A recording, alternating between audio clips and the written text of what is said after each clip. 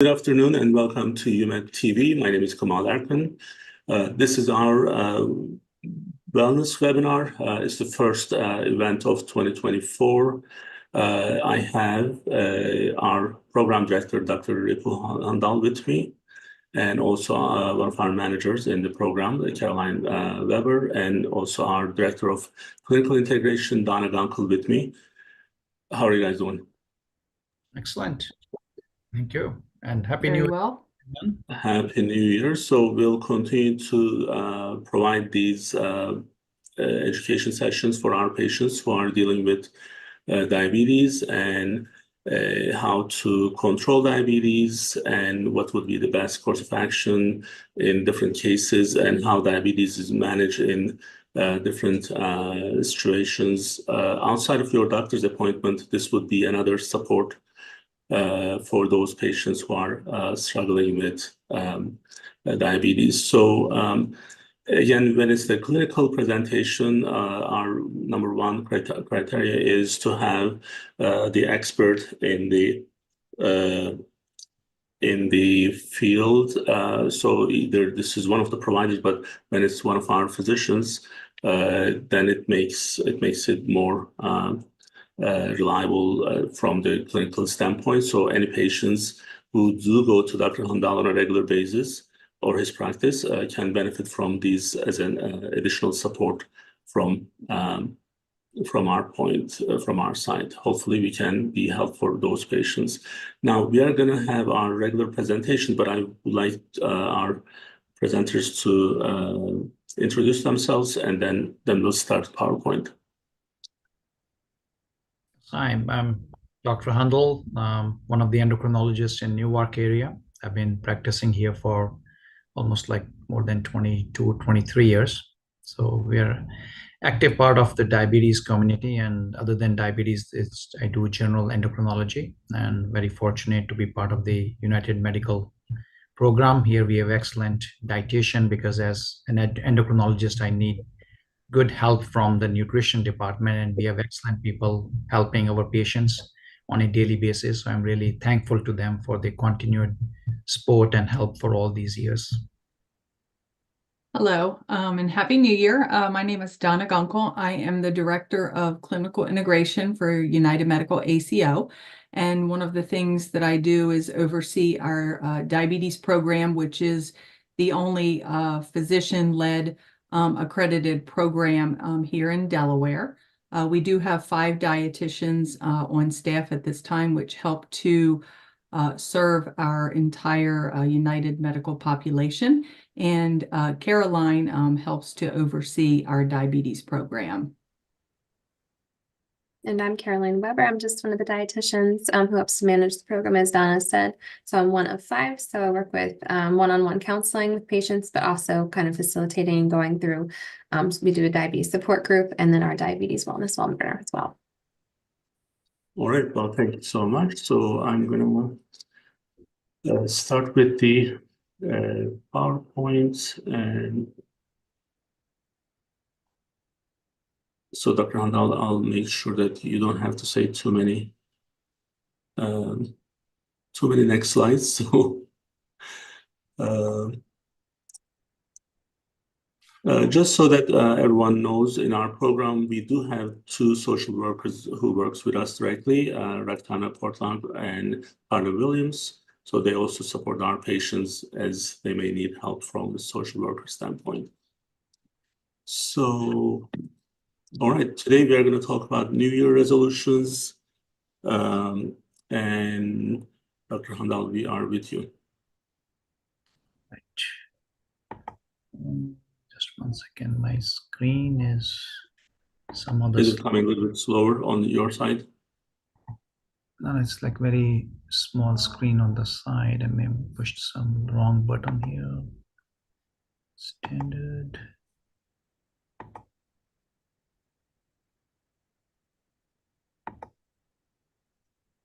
Okay, so this is the first slide.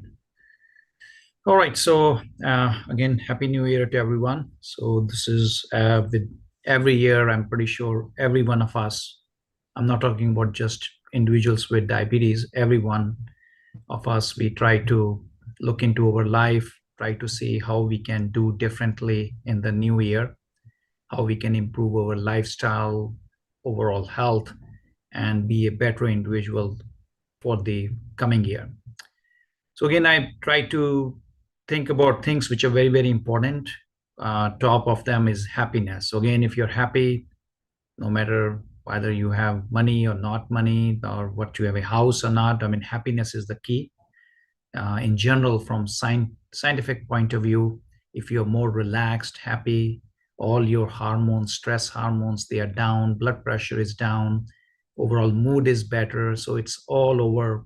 Just like your health really gets like a boost from that bout of happiness. So that is very, very important key element that you should work on.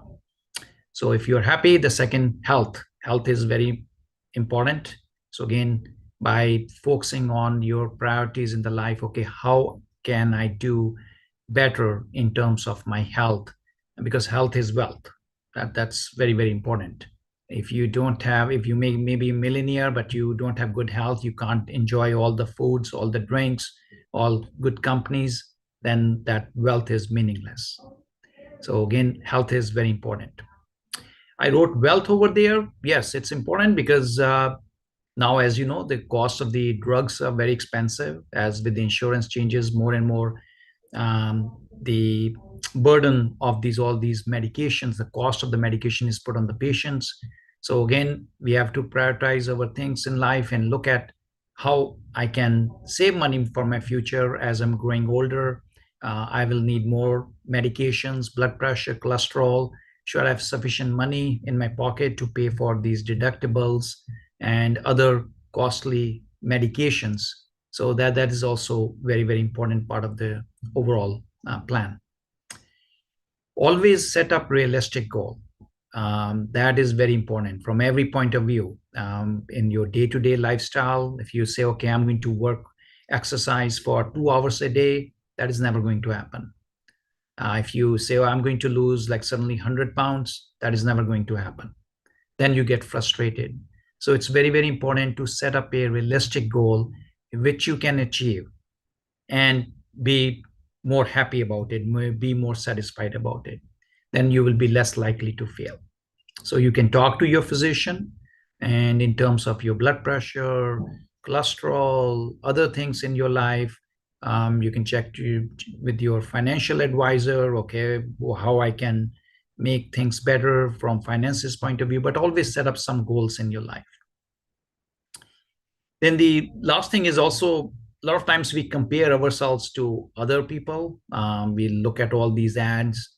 They show you all these young girls. They have it's walking around like they lost like this much weight. They are looking so slim. And we look at ourselves and then suddenly they say, oh, I mean, you just feel depressed about it. Everyone is different. So you should not compare your life, your health with anyone else. You are the only one person in this world. Nobody's like you. So look into yourself and say, okay, how I can do better as compared to 6 months ago, 1 year ago. My weight was this a year ago. How I can bring it down. Don't look at your neighbor or look at someone else and say, oh, their weight is 130 pounds, mine is 230 pounds. No, don't compare yourself. It will just add to your frustration, depression. Just compare yourself with yourself and start from there. So as I mentioned, health. One of the key elements for maintaining good health is exercise. That is a must. Without it, I mean, with time, every one of us, as we age, our metabolic rate is going down and down. No matter what you do, our metabolism is slowing down. So to boost up our metabolism, it's very important to keep up with the regular activity.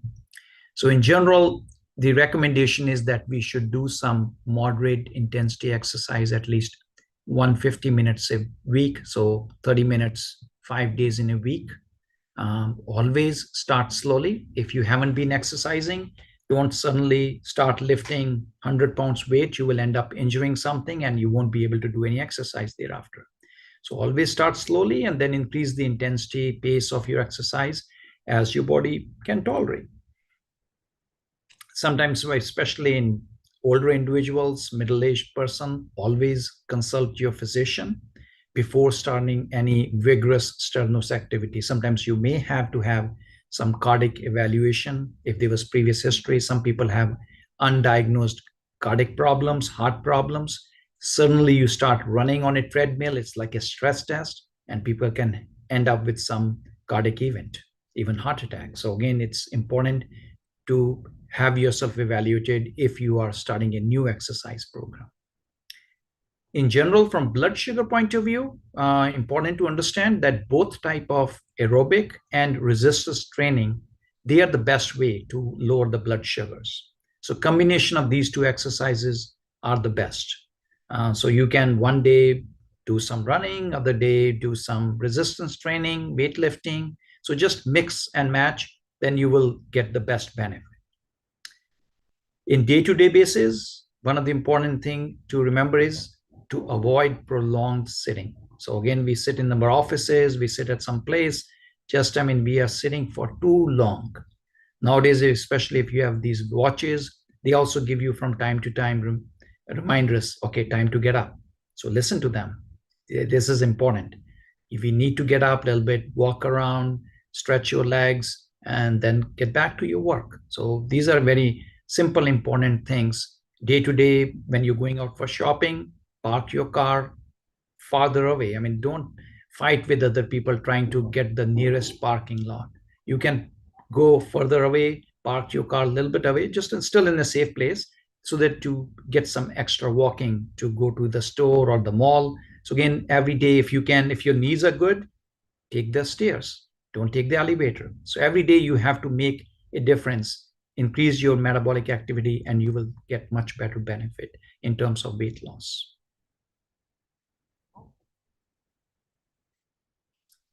During exercise, important to keep yourself well hydrated. So even before you start exercise and during the exercise, depending upon how much you sweat, please make sure you drink plenty amount of water. There are diabetic medications that needs proper hydrations. So you cannot afford to get dehydrated and then end up with some other problems. Also, there are some medication like insulin and sulfonylureas. These are in the patients with diabetes who are on these medications. When you start exercising, suddenly your muscles become much more sensitive to the effect of insulin, and you can have very severe low blood sugar reaction if you're not being careful. So when starting the exercise program, make sure you cut back on the talk to your physician and maybe reduce the dose of these medication. Keep a watch on your blood sugars more often during the exercise initially, so you know how your body is reacting, and then you can adjust the medication accordingly. Sometimes the bout of exercise, the effect on blood sugar can linger on for 16, 15, 18 hours. So even if your blood sugar was fine by the end of your exercise, it can drop low in the middle of the night. So you may have to adjust your medication or maybe slight snack before going to bed. So always keep a good eye on your blood sugars when you're starting a new exercise program. Nowadays, we have the continuous glucose sensors. They are very helpful. If they are covered by your insurance, you can use them, and that gives you a fairly good idea how your body is responding. Your blood sugars are responding in terms of like with exercise. Some people who have very brittle diabetes, good idea to keep glucagon injection kit.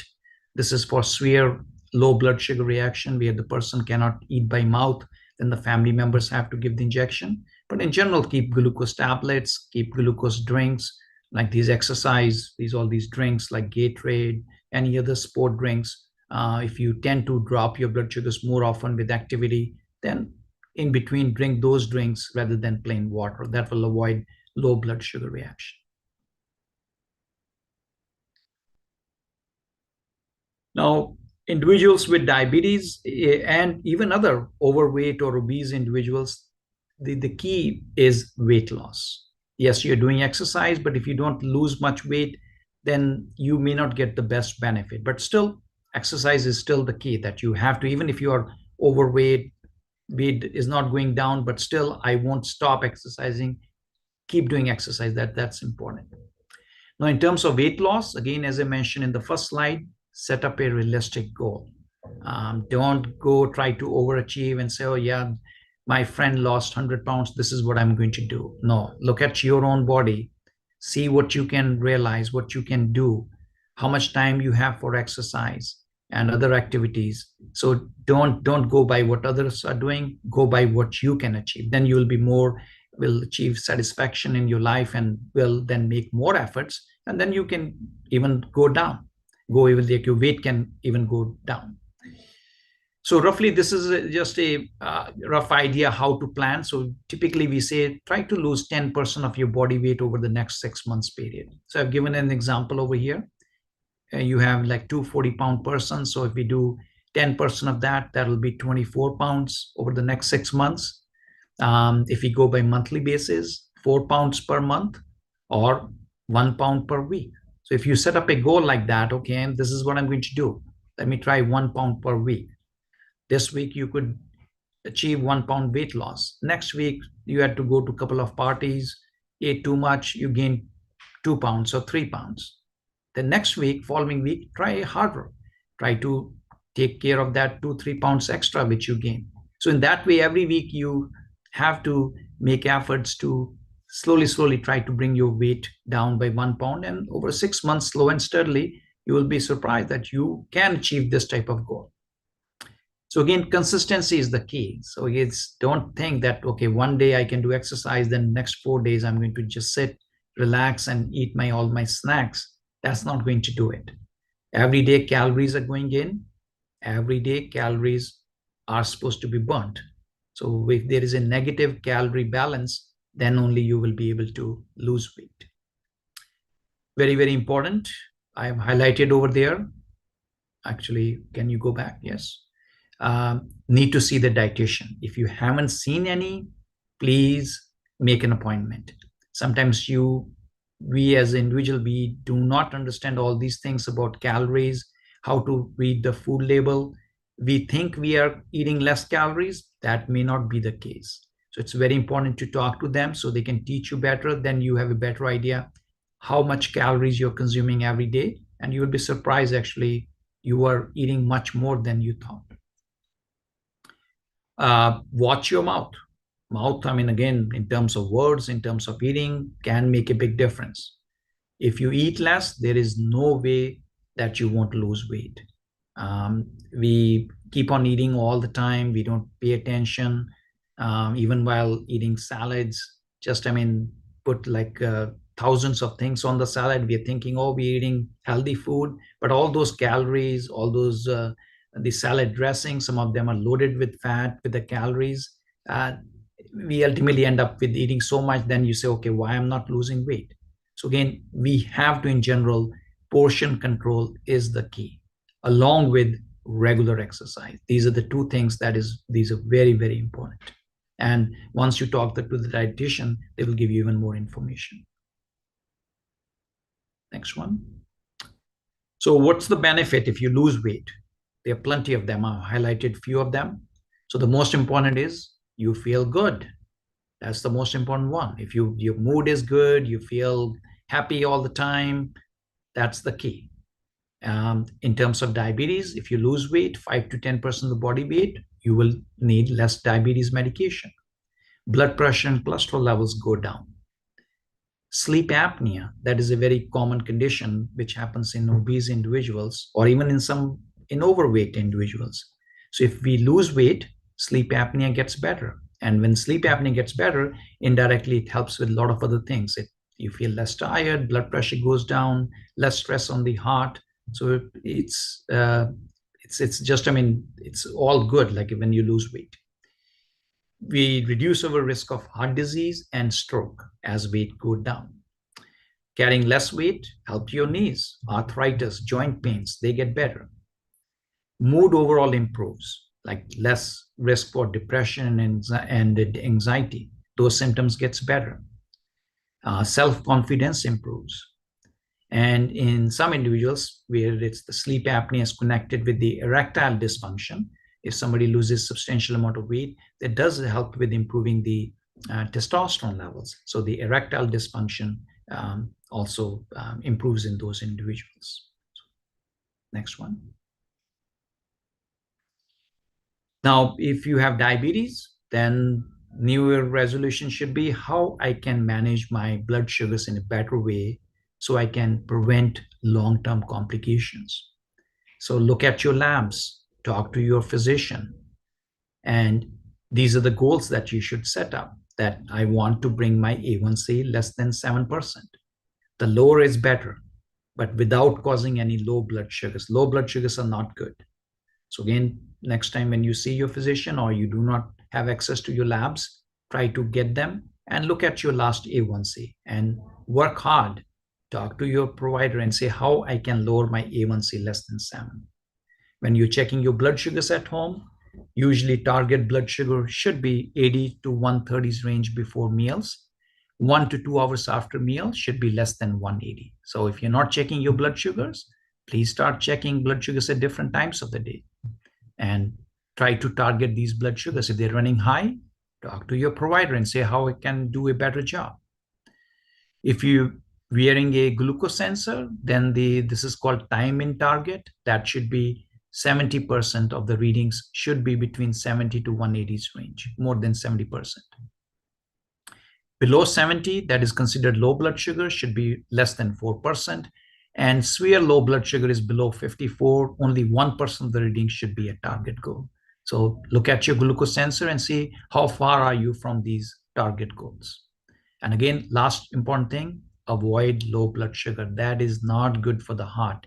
People can die from low blood sugar reactions, like in the middle of their sleep. So please, if you're having low blood sugar symptoms like heart racing, sweating, anxiety, feeling hungry, feeling dizzy, check your blood sugar, talk to your provider, and avoid this problem. Next one. Blood pressure is very important, part of the treatment plan for diabetes. Monitor your blood pressure at home, do regular exercise. Weight loss has nicely been shown to reduce the blood pressure, reducing the salt in your diet. And very, very important thing is good night's sleep. Sleep at least 6 to 8 hours daily. These are very, very important. If somebody has sleep apnea, please have it corrected, because untreated sleep apnea will also raise your blood pressure, blood sugars. So that's very important. Take your medication regularly. If you're missing your medication, your blood pressure run high. High blood pressure, very high risk factor for stroke and heart attack. In general, blood pressure should be maintained with less than 130s by 80. 130 is the top number and 80 is the lower numbers, diastolic. As long as you're not feeling dizzy, you should try to keep blood pressure below this target goal. So work with your provider and keep your blood pressure in a good range. So, Dr. Hundal, just one thing that I wanted to elaborate on the sleep side. Many people, they may not know how simple it is to get the sleep study done. The home sleep study is the easiest way to get it, and then their primary care can order it. So that's an overnight study. Right. And based on that, they can, once they find out if they have the sleep apnea based on the AHI score, then their primary care would most likely send them to a sleep specialist. But that's one of the really important ones for them to know whether or not they have sleep apnea. Yeah, definitely. This point should not be ignored. That's why I said earlier also they need to look into their sleep apnea. It's connected to so many different other diseases. Then looking at the cholesterol levels. So look at your cholesterol panel. Usually they give you good cholesterol, bad cholesterol, triglycerides, total cholesterol. So it's very important in order to reduce the risk for heart disease, our cholesterol levels should be at target goal.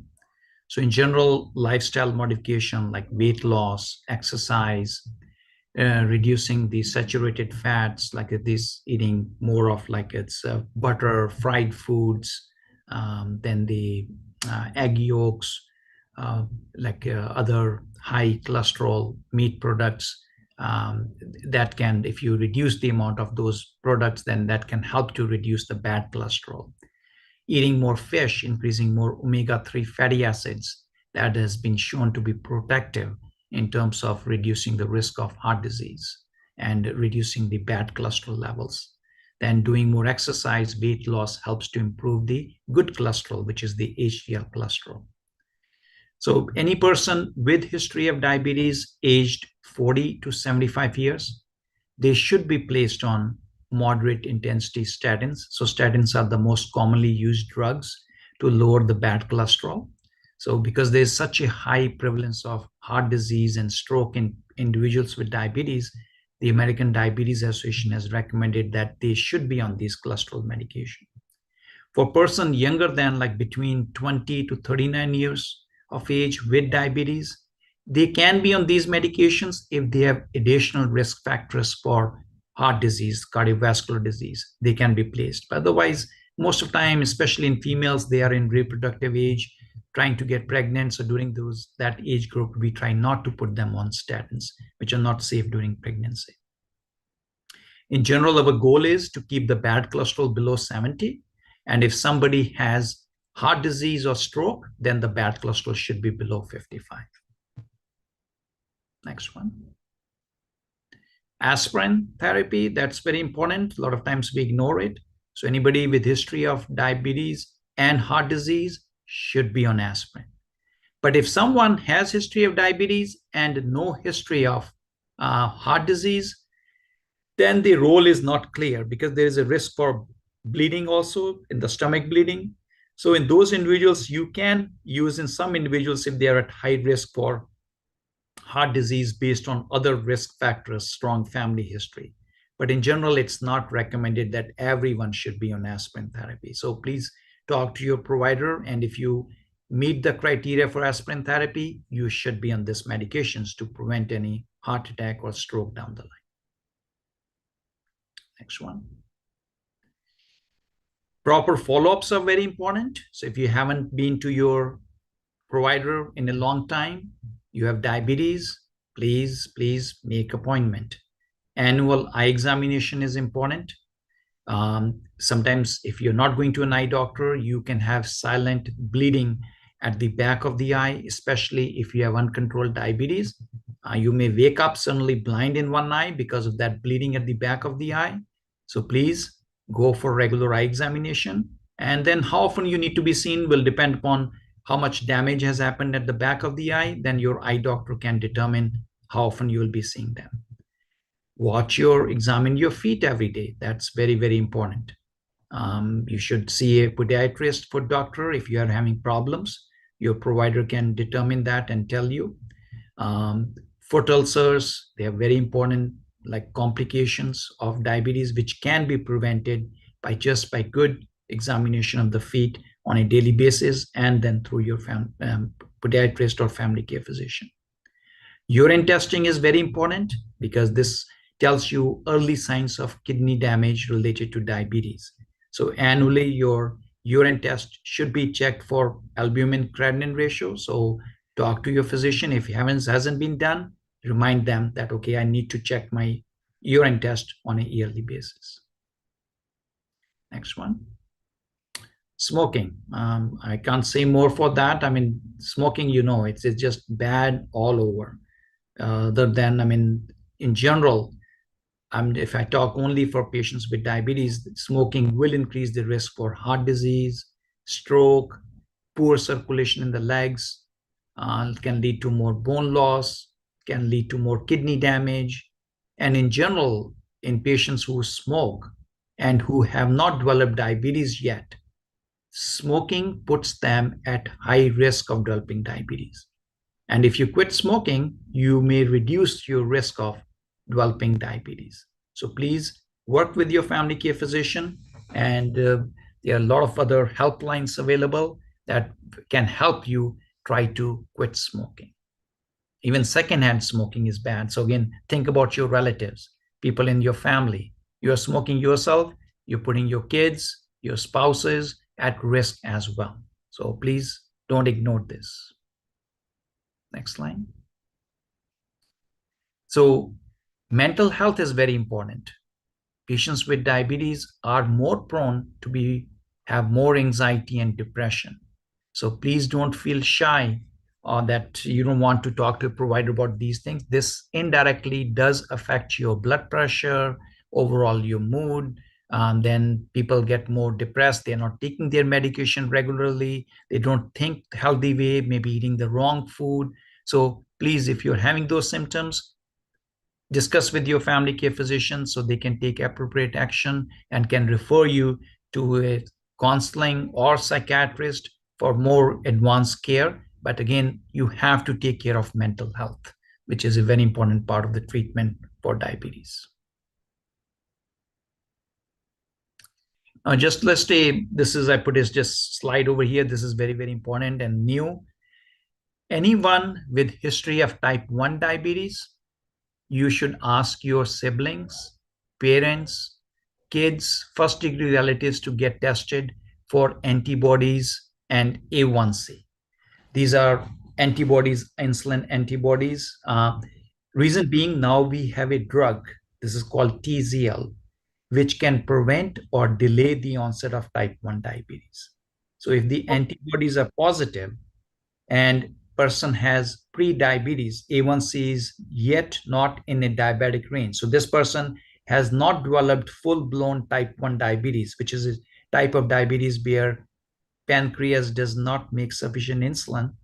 Then these type of individuals can be treated with this medication. It's like a 2-week infusion of the medication that can prevent the onset of diabetes. And just imagine, like, you don't have to check your blood sugars, you don't have to inject insulin all the time. So again, this is a new drug on the market.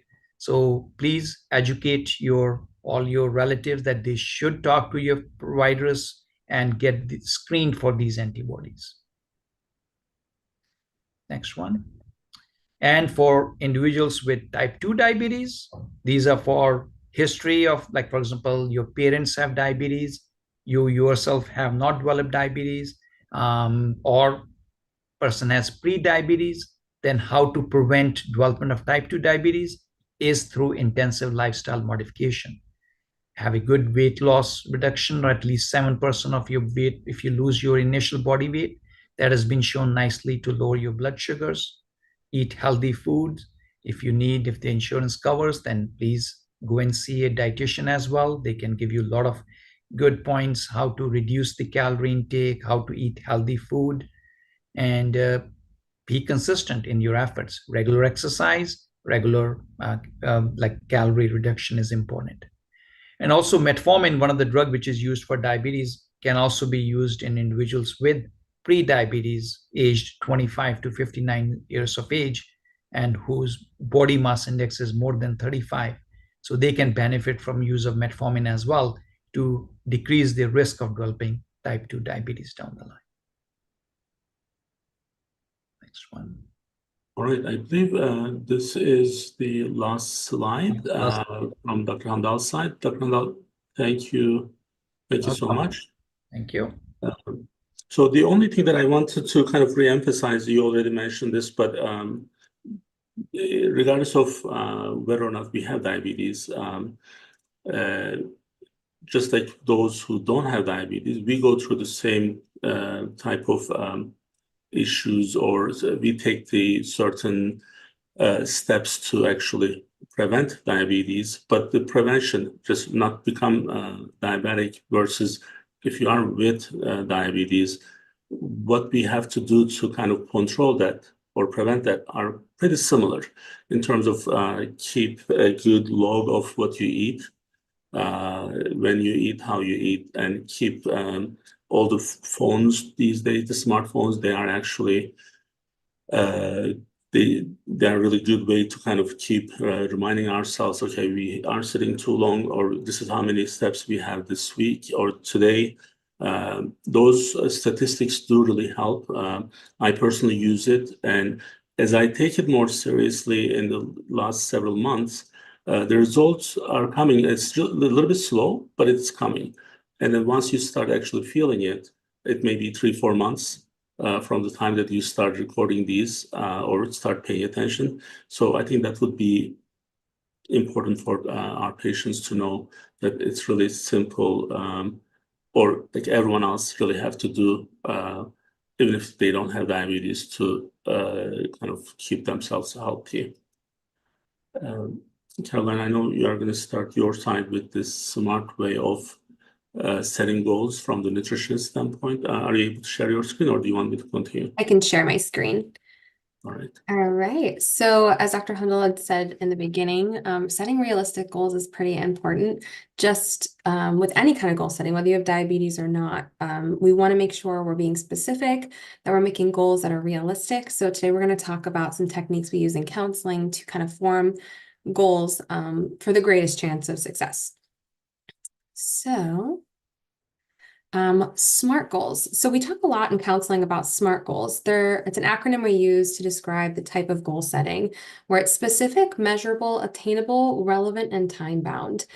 So going through each of these areas will help us create a goal that is not only going to be more attainable, but it's going to be sustainable. We're going to be able to do it long-term rather than if you've ever started a goal, it's been really lofty, you end it, you feel guilty, you feel sad. We don't want that. We want you to feel confidence in the goal setting that you have. So we'll go through kind of what SMART goals mean, a couple examples too, to help set off some goal setting for the new year. So the first one is specific. We want to be really specific and clearly identify the goal. Answering the questions, who, what, where, when, and how are going to be integral to setting the goal that you want to work on this year, this week, this coming day, right? Goal specificity increases the ability for us to focus and helps create that action plan for goal achievement.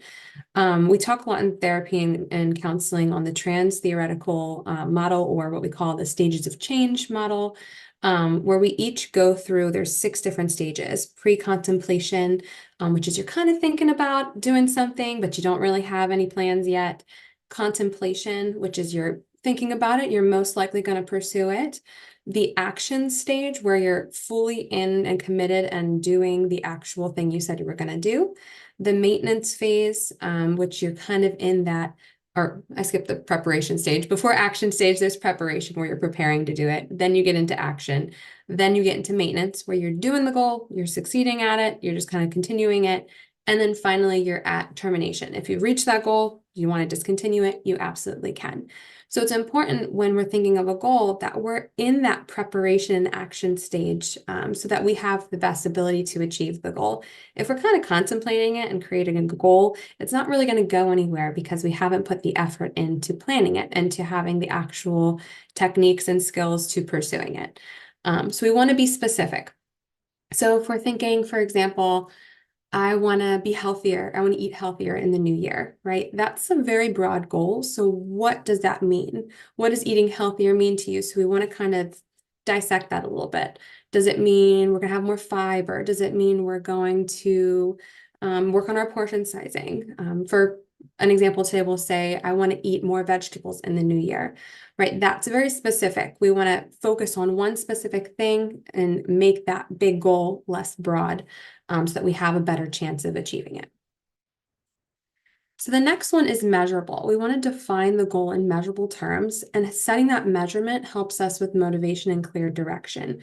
It helps kind of fuel the process of reaching those aspirations. It keeps track of the progress, incentives to keep going. So when we're thinking about that, vegetable example, how can we make that measurable? How many times a day do we want to eat vegetables? How many servings a day do we want to eat? Once we kind of set that measure, we have a more clear direction of the way we're going to achieve that goal. Then we have attainable. We want to make sure like our goals are realistic, like Dr. Hundal said. If your goals are unrealistic in terms of time commitment, skill level, right? If you're not a runner and you say, I'm going to run 2 miles a day, that's probably not attainable, and it's probably not going to last very long. It's probably going to hurt. So it makes the goal more difficult to achieve. So we want to start smaller. Smaller is always better. And especially if you've never done it before or you're not used to it, it's not part of your daily routine. Starting smaller is going to increase your chances of success. It's also going to build confidence. Once you achieve that goal, right, we can build upon it, make it even more like lofty. You could increase the time frame. You could increase the amount you're doing it over time, which gives you better success rate as well. So if we go back to that vegetable example, if you don't like eating vegetables, saying you're going to eat vegetables every meal for every day of the week is probably not attainable in that instance. But say we start off small. We could do 1 serving of vegetables 1 to 2 times a week. That might be a more manageable start. And then if you like it, you can keep increasing it. And usually that results in a better success rate as well. Then we have relevant. So this one's actually very important because we want to make sure the goal is important to you personally, right? If someone just recommended something to you saying, you know, running is the best exercise, right? But you actually don't like running and running is not that important to you and running doesn't cause you any sort of sense of joy, right? We're not likely to do that long term. Having a goal that you will enjoy or having a goal that is important to you is going to be necessary for achievement because it means it's going to be long term. It's going to be sustainable over time. So for example, if we're talking about our vegetables, right? Why? Ask yourself, why am I pursuing this goal? Is it because someone told me to eat more vegetables because it was good for me? Or is there a specific reason? Like we want to lower our cholesterol. Maybe there's more fiber in vegetables and that's going to help our blood sugar. Having that specificity in why it's relevant to you is going to really help form your goal, but it's also going to keep that encouragement going as you progress through your goal setting. And then finally, there's time bound. We want to make a specific time frame that you're going to achieve the goal. This not only tracks the progress, but keeps that urgency going. If you're just saying, I'm going to eat more vegetables for every day of the week, but you don't have a time set, there's not really going to be any urgency or any incentive to kind of keep going. It helps you keep accountable where you can kind of check the boxes of like, okay, I've done this through the week, however many times I said I was going to set it. So if we go to our vegetable example again, we can say in the new year, we hope to increase our vegetable intake 1 serving a day for at least 1 to 2 days per week at dinner time. So maybe dinner time is the easiest place for you to find vegetables in your, day. So having that specific time frame, you can achieve that. And then once you feel, okay, I've got that down, you could add it to lunchtime. We can slowly work on increasing or changing the time frame. You can always change the specificity or the time frames or any part of these goals as you move forward, but we want to start slow and steady. So these are just some more examples of some SMART goals, like making time for self-care. That's a pretty broad goal. Like I want to make time for self-care. So how do we break it down and make it more specific? So I will schedule 30 minutes every day for self-care activities such as reading, going for a walk, or meditation. Now, you could change things up a little bit. Every day might be a lofty goal if you don't really have the time in your schedule. But this in itself would be considered a specific goal that has measurable 30 minutes a day. It's attainable, it requires a smaller time commitment. It's not like 2 hours a day where you say, I'm going to meditate for 2 hours a day or walk for 2 hours a day. Relevant self-care is important, right? It's going to make you feel better in the long run. It might be very important to you. And it's time-based. The goal is ongoing. It can be pursued for an indefinite period of time, but you can also change it. You could say for 3 weeks, I'm going to really focus on my self-care. And then if it goes well for the 3 weeks, you can kind of increase that time frame as well. Then our other example is around exercise. So a lot of us start the new year saying, I'm going to exercise more, I'm going to move more. But really, I think getting more specific with these exercise goals is what kind of leads us into sustainability. So over the next 6 months, I will go to the gym or walk outside for at least 30 minutes. We want to make a specific statement about what we're going to do and how long we're going to do it. We want to measure or track the amount of times that we're going to walk, right? Because that's going to keep us accountable. And then we want to make it measurable and attainable, relevant. The exercise, it has many benefits, mental, physically as well. And then time-based. So we want to say 2 to 3 times per week for 6 months. You could increase that, of course. But we want to start in that small, manageable area where we have the best rate of success. So as we kind of enter the new year, you hear a lot about resolutions.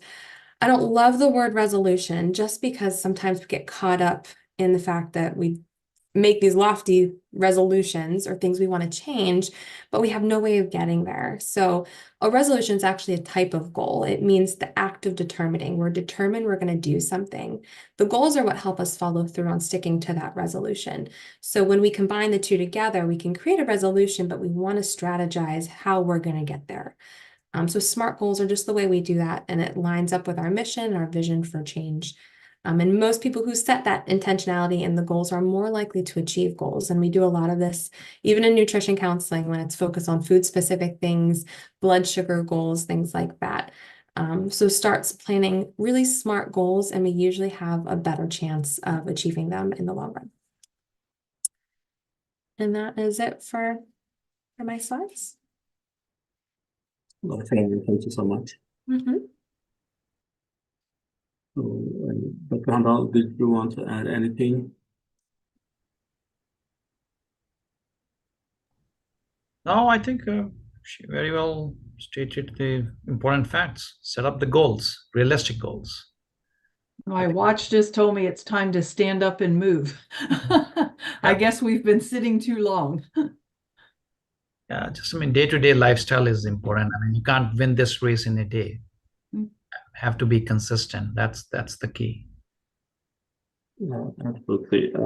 So we'll be back with more discussions and topics around diabetes. And this was our first session of the year.